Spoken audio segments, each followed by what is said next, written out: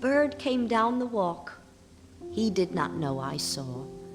He bit an angleworm in halves and ate the fellow raw.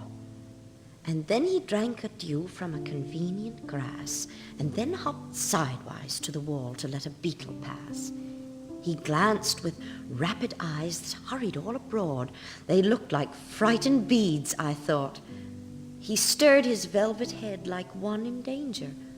Cautious, I offered him a crumb, and he unrolled his feathers and rowed him softer home than oars divide the ocean, too silver for a seam, or butterflies off banks of noon leap plashless as they swim.